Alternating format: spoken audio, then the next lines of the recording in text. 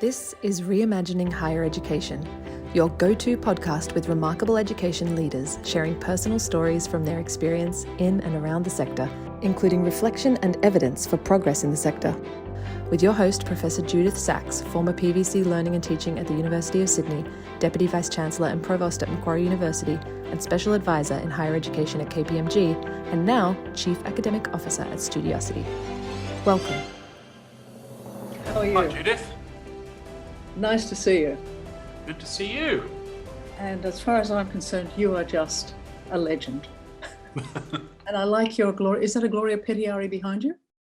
No, it's a young Indigenous artist group in Alice Springs, now lives near Geelong. And this is very much his totem, is the emu feathers. And this one's got colour, but he's done others with gold and silver, and I just love it. That's gorgeous. It's gorgeous. Look, it's a great conversation piece, that's for certain. Yeah, I've got quite a few Indigenous paintings as well. So I've got two Gloria Pettiaris, so I look at them with great joy, and just you can get lost in them. Yeah, I just love it. And it's just, as I say, this one, they chose for me knowing what I like. It's great. Thank you, Professor Martin, for agreeing to talk to me today. When I look at your career, you've actually had a very varied and interesting career. You grew up in South Wales, and then you spent your childhood in Hampshire, and then you went to Leeds and did your surgical training, and you did your practice as a surgeon in Leeds as well. But then in 1990, you took the great challenge to move to New Zealand. So hopefully we can talk about some of those things as well. And then from New Zealand, you came to UNSW, where you and I first met each other when you were Deputy Vice-Chancellor at UNSW. Then you had a great adventure going back to the UK to be Vice-Chancellor of Anglia Ruskin. And fortunately, we were able to get you back to Australia to lead, I think, one of Australia's most innovative and interesting universities. And you came to Deakin University in 2019. So thank you for talking to us, because you actually have had a remarkable career, and you know a lot about leadership, but also you have lots of views about learning. So when we had our conversation, I asked you to bring an object that represented your journey as a leader, but more importantly, some of the things that have shaped you as a learner and as an educator. So Iain, what have you brought? Now, I'm not sure, Judyth, whether this is going to be just audio or are we doing video as well? It's audio and video. Okay, so that is the object. Here it is a model of a de Havilland DH98 Mosquito. Now, you might say, why on earth would an academic who's an ex-surgeon have that as the thing I wanted to bring in? Well, there's multiple reasons. I'll start with the gut feeling emotional, and that is the sound of two Rolls-Royce Merlin engines going full tilt is one of the most amazing noises that you can ever hear, but that's not really the reason why I brought it in. This plane was designed by Geoffrey de Havilland, and he basically did a couple of things. One, he didn't like the government brief, so he completely ignored it and came up with something that he felt was actually needed and used his expertise to do that. And I quite like that sort of sense of go with what you believe is right. Secondly, the plane was basically built out of wood. And it was built out of wood largely because there was almost no spare aluminium when they were producing these things. And the country in the UK in the late 30s, early 40s had lots and lots of carpenters and not many people who could work with wood. Build it out of wood, great expertise, do something, meet need, but in a different way. And the final thing was, which I think is the most relevant thing perhaps to leadership, is this plane had almost no natural armor, but it was so successful because it was fast and agile. And I think there's a lesson in there as well. So I love it. It reminds me of a few other things, which perhaps if we've got time, I'll just add in. The two other things are, when I was going through school in the UK and I went to state school and then a state sixth form college, the most influential and inspirational teachers I had in the 1970s were nearly all World War II veterans who said, our contribution back after the 5 worst years of our lives is to do something with education because we believe it's so powerful. And I think that was really important.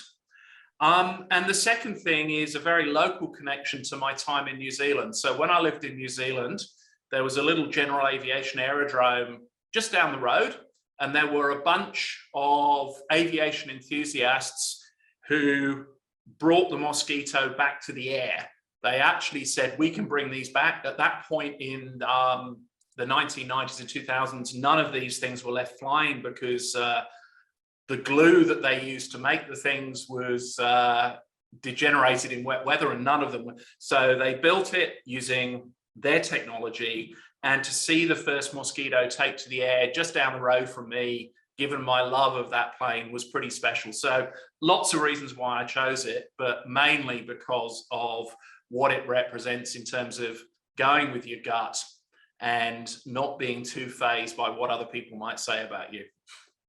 So could you give another example of your going with you in terms of your professional career, either as a clinician, surgeon, or as a vice chancellor, that represents that going with your gut and not being afraid of what people say about you? Well, I mean, I think in many ways, my own career, when I made a move to move away from surgery to spend the rest of my career in the university system, it had never been quite as binary as that because I'd always had jobs that straddled both. But the decision to stop one and continue completely with another was, there was lots of people who rolled their eyes and said, sort of, why on earth did you do that? But my gut said, that's what I'm going to enjoy most for the next 20, 25 years of my life. And it's not proved me too far wrong. And I think the other thing is, I've been at a number of universities now, and it is very, very tempting often to be blown around by whatever might be the favorable approach of the time, either government policy, what's out there. But the leaders I most admired were those who said, no, this is what we want for our university. We're going to stick with it and push through. And I've had some great leaders who I admired at the University of Auckland, the University of New South Wales, and all of them, I think, to a greater or lesser extent, had that characteristic, which was, yeah, we're going to get a bit of criticism for this, but we're going to do it because we think it's right. And that stuck hard with me. Were there any occasions where you've spoken of where it worked? Were there occasions where it went belly up? I think anybody who's got a leadership career of any size, scale, or length has times where they wish they'd done things differently, either picking the wrong project or perhaps more importantly, picking the wrong approach to get where you want to go to. And I think probably the thing I had to learn, Judyth, was even if you're pretty confident things are right, if you can't bring those around you with you, they might as well not be right, because, and sometimes you've got to circle right back to the beginning again and start again, knowing that where you want to get to, but actually the pathway you took. And certainly early on in my career as dean and a few others, absolutely that happened. You sort of go in with a level of enthusiasm, passion, believing everybody else is going to see it absolutely as you see it. It doesn't always work like that.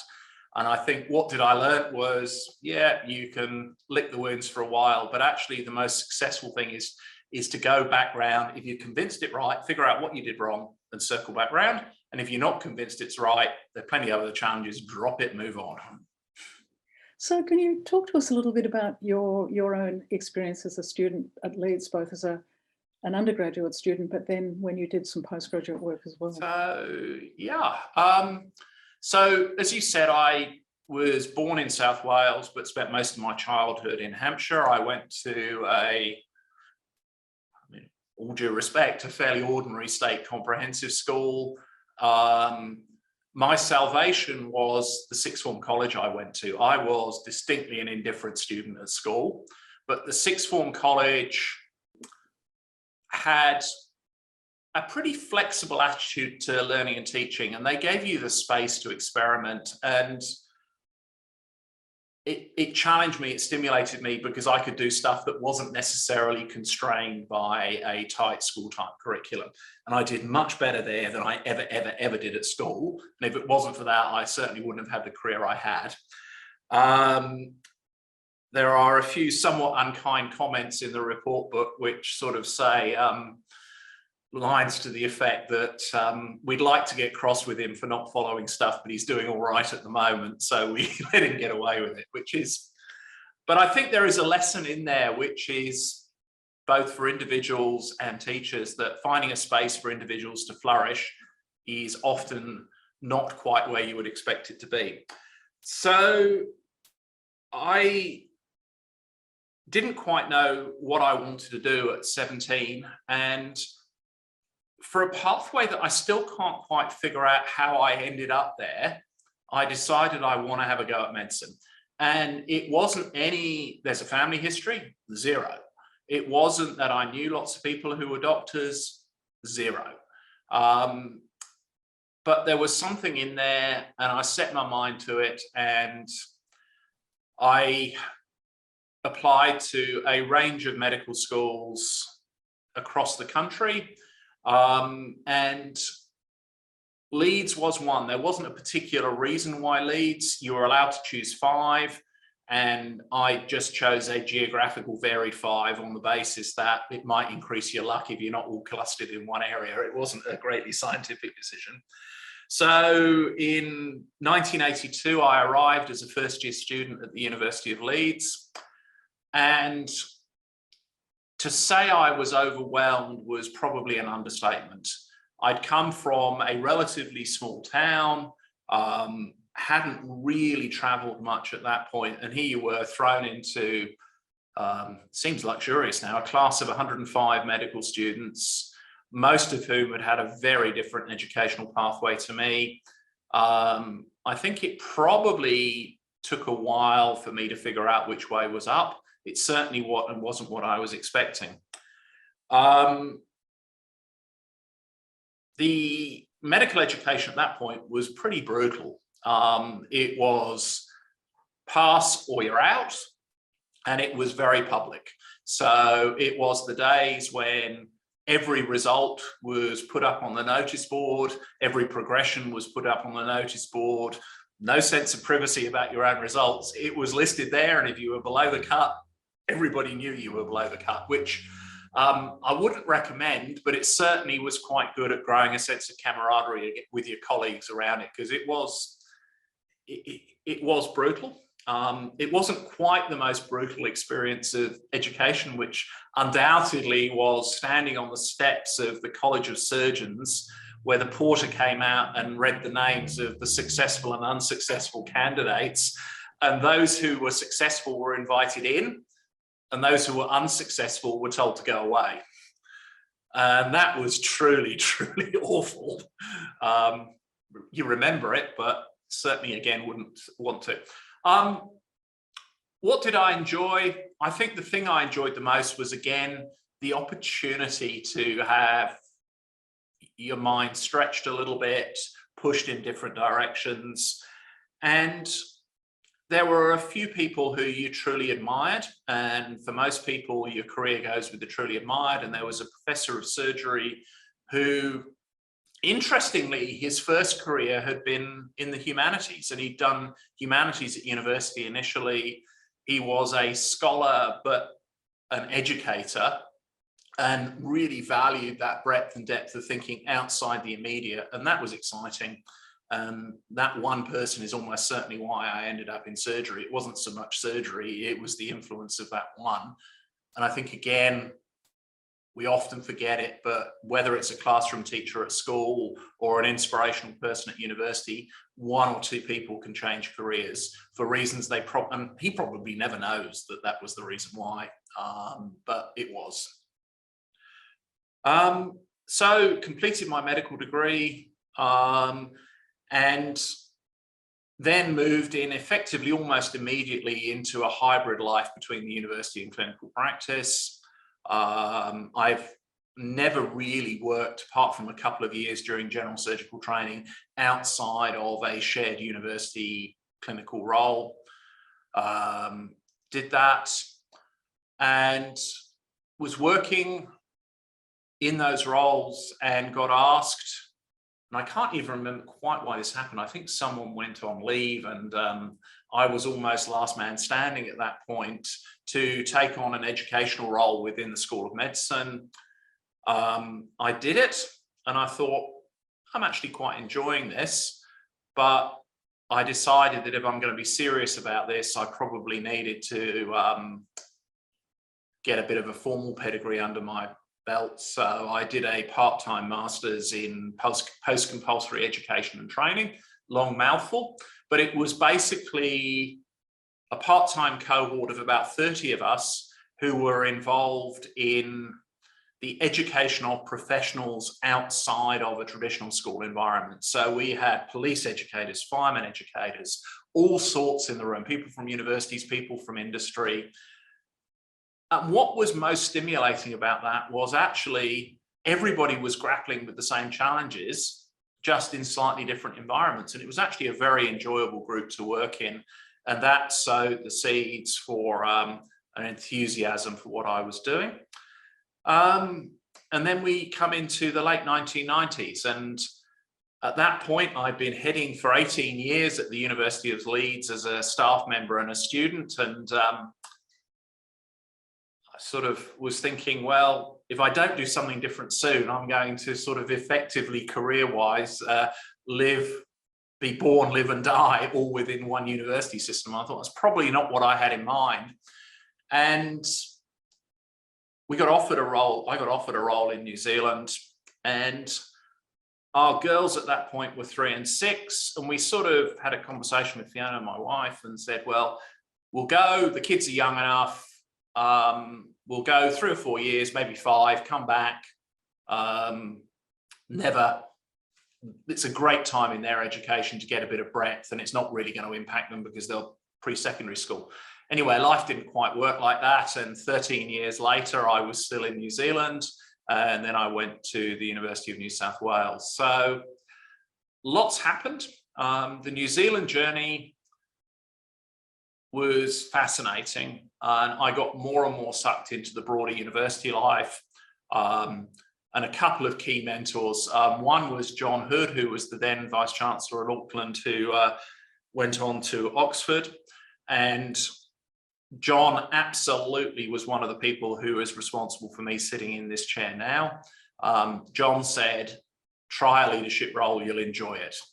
And it wasn't much more of a conversation than that, but it was very much the validation that this was something to explore. And then the second person was Stuart McCutcheon, who was VC at Auckland for 14, 15 years.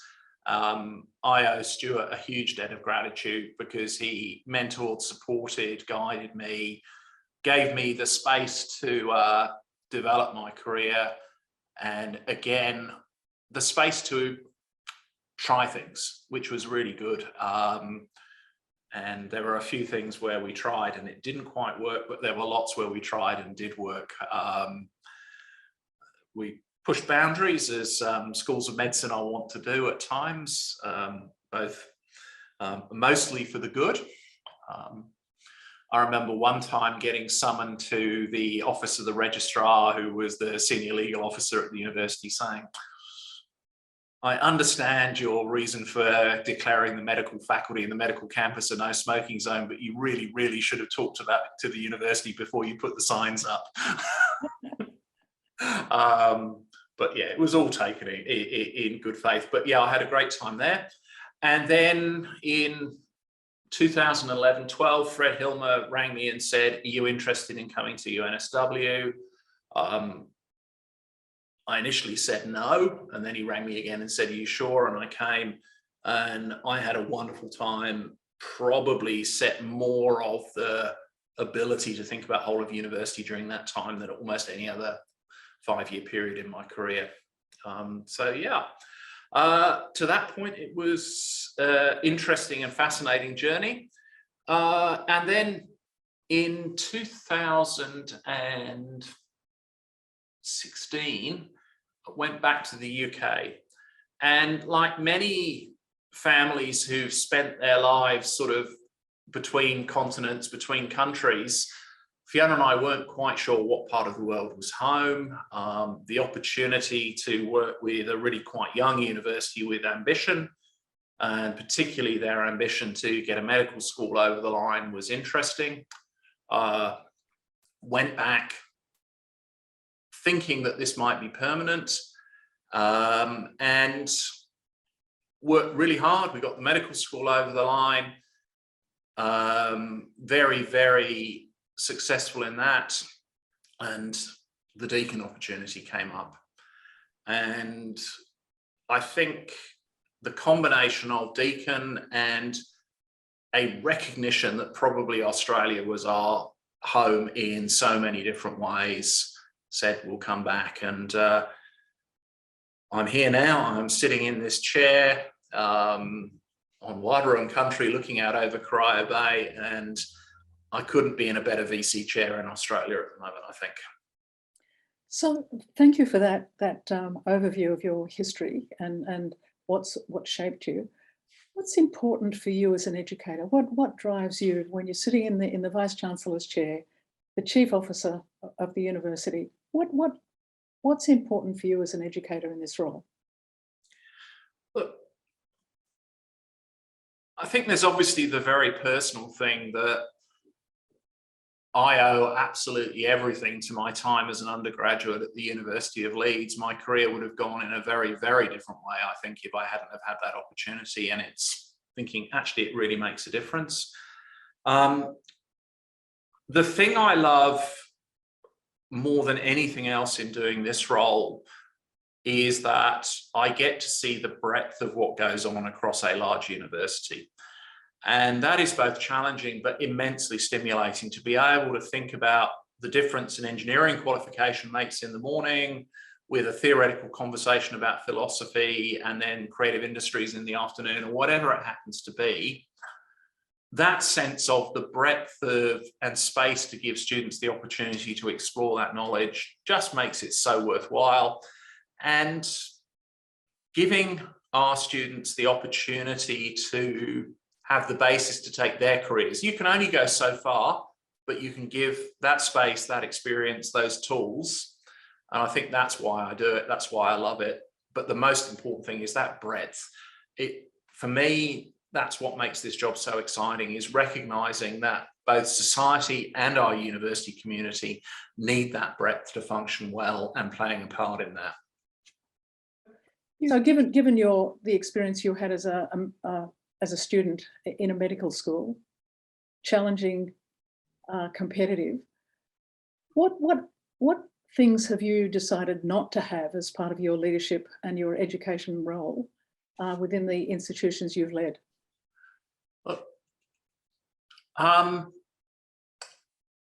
It's always difficult because you have to ask other people what they think of what you bring and what you do and what you don't do. So you feel sort of nervous that you're about to say something. Of course you do that. But I think allowing people to take pride in their own achievements, the best leaders that I've seen, and hopefully I do this, provide an environment for people to flourish, but don't take pride for what other people have. They're proud that the organization has delivered, but it's a vicarious pride as far as they're concerned. And I think the leaders I've admired have been so good at doing that, and hopefully I continue to do that as well. The most important thing that I can do is to create an environment where others can succeed. Now, that's always really challenging, because whatever you do in a large organization, some will feel you've got the balance wrong in the way you've prioritized investment, time, opportunity. But certainly for me, prioritizing those things that I think are going to give people the best long-term chance to succeed is really important. And as I say, it was what drove so many of my mentors over the years. I think the other thing that I've seen that's really important is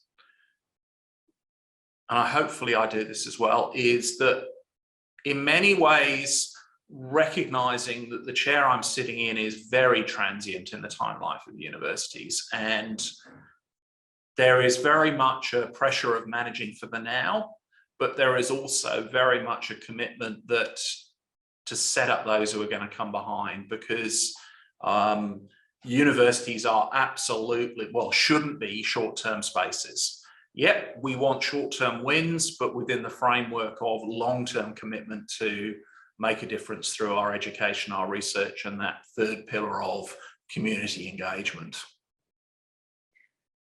The appointment or the election of a new government will bring a different set of priorities and approaches. When you think about your career as sitting at the big table, either as a Deputy Vice-Chancellor or as a Vice-Chancellor, what have the challenges been both institutionally and educationally, and what do you see the future looking like? I think it's quite hard to separate just at the moment the challenges of the last 2.5 years. I mean, they have been profound. I mean, COVID has disrupted so much in our communities. Yeah, universities have had a difficult time, but there are many, many sectors of our community that have had equally or far more difficult times. And I think a lot of my last 2.5 years has been dealing with the now of those acute challenges. But I think when you step back from those and you look forward 5 years, 10 years, 15 years, whatever, what's going to continue to matter? Well, the education mission of the university is going to still continue to be there. We will have generations of young, inspired school leavers alongside those later in their career returning for postgraduate or short course or whatever it happens to be at the time. That's not going to go away. What we're focusing on might change, how we deliver it might change, but it's not going to go away. And again, similarly, the research and innovation mission is not going to go away. The sense that we will continue to push boundaries, challenge, both technologically and society-wise, is really important. I mean, universities, and it doesn't always feel like this, actually occupy a very privileged point in society. We are public, but not traditional public organizations. We are large organizations, but we are not businesses in the traditional sense of the word. We have a whole lot of accountabilities, but far more autonomy than many big equivalent organizations have. Why have universities kept going with that broad model? Well, I think for them to function well, they need those characteristics.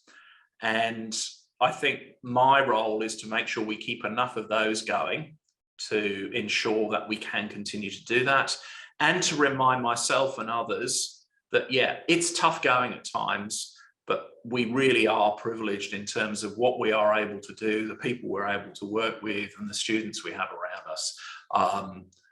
There are few sectors I think offer that balance of those attributes. I mean, I've got friends working in local government, in the health service, in big companies, all of whom have opportunities, but I don't think any area has quite that unique mix that universities have, and that's very special.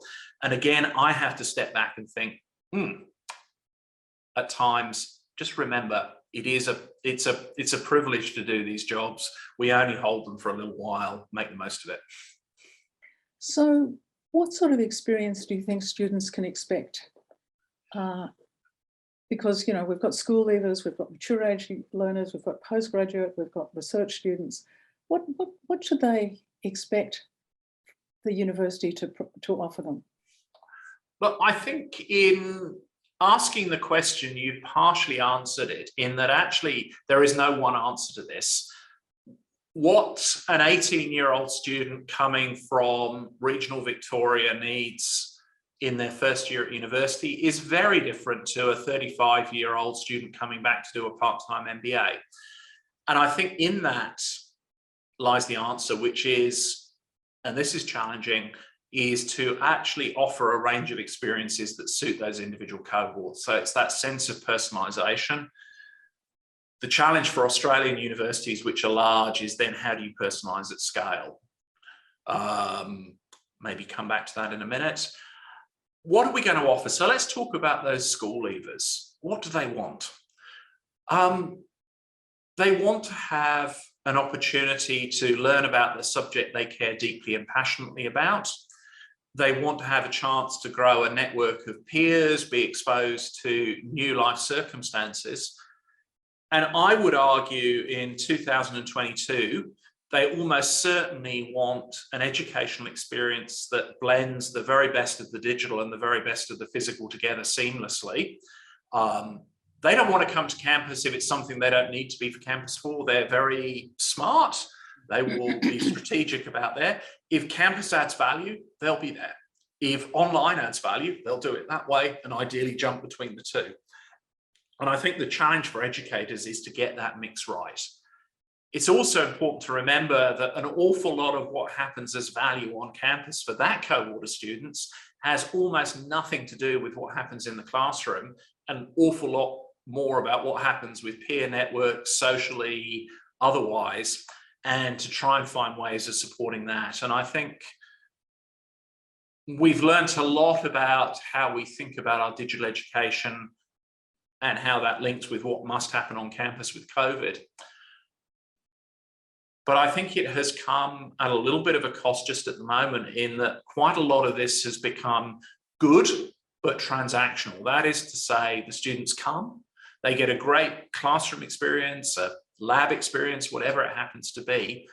But just at the moment, they're not hanging around the campus. They're not doing that extra stuff that used to happen. Now, there's a whole variety of reasons for that, but I think we've got to work hard on how do we get that mix back, particularly for those school leaver students who are coming away from home to study for the first time.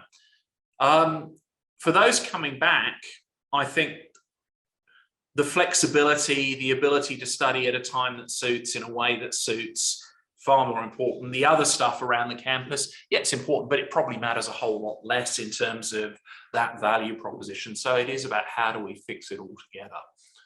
I think there are lots of things that as educators we're going to have to think about. So how do we think about timetabling? I think we're going to have to be more strategic about timetabling so that we're actually encouraging, I was going to say forcing, but forcing is the wrong word, but encouraging students to come to campus for significant blocks of time. You talk to the student cohort, a couple of hours on a Monday, 2 hours on a Wednesday, and some time on a Friday doesn't really encourage them to engage. But if you can condense the time that they're there into slightly more longer periods in 2 or 3 days, I think we could start to do a little bit more. It's different from the way we used to approach it, but probably not right. Thinking about how we put together first-year curricula. Most of the last 20 years is about being empowering students, giving them lots of choice, the ability to really craft their own way through. And I think that's great, but I almost wonder whether we've gone too far, because what's happened is very few groups of students have identical study timetables anymore, which means that natural cohort of 110 medical students I had when I started at university, most of our students don't get that experience. You don't get to know a group of students through that study period. So how can we work, particularly in our large, more general degrees, to think about growing some coherent groups of students studying together? And I think it's going to be a bit of a balance between choice and trying to engineer cohorts who know each other a little bit better. And I think we've certainly had lots of conversations here at Deakin about that, and I think we will continue to do so. I haven't quite got the right answers, but I think coming out of COVID, it's one of the things I think is going to be really important. What would you say to your younger self in terms of shaping your career, but also what advice would you give to aspirant leaders?